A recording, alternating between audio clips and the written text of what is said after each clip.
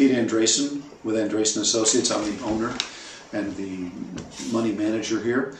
This is our first ever webcast, so we're going to work the bugs out with you.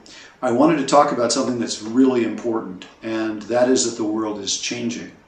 We think that this change isn't happening because we don't see it so much, but actually the world is changing, and that started actually 30 years ago. If you've been receiving my newsletters, you're aware that the world basically did a borrow and spend binge for the last 30 years until 2008, when the mortgage crisis created the financial panic of 2008. And since then, things have been very slow to recover, and that's our basic Andresen and Associates paradigm for what we're going to experience. We're going to experience a slow, uneven, fitful recovery with some down markets that don't turn into full-on bears, but still we won't see a gigantic, robust rebound.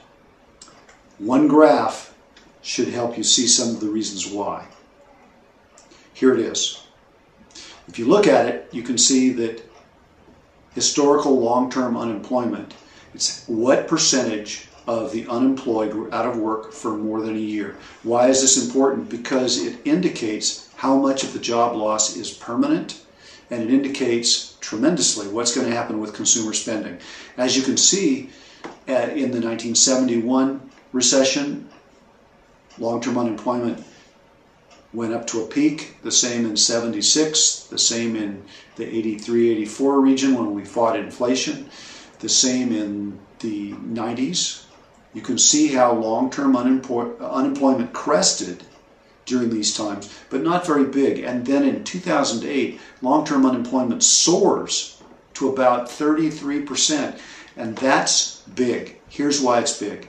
Because the baby boomers that are in the cohort of, say, 50 years and over are becoming permanently unemployed. That's going to affect consumer spending, and it's going to affect profoundly what happens in terms of a recovery. Because without the consumer spending, you can't have a robust, sustained recovery.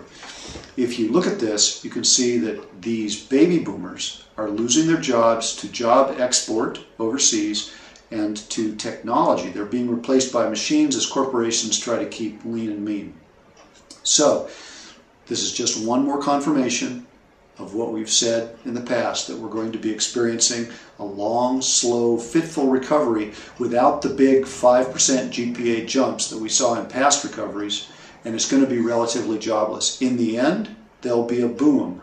Meanwhile, we want to keep our portfolios relatively modest in terms of risk and very well allocated out and diversified. Thank you very much.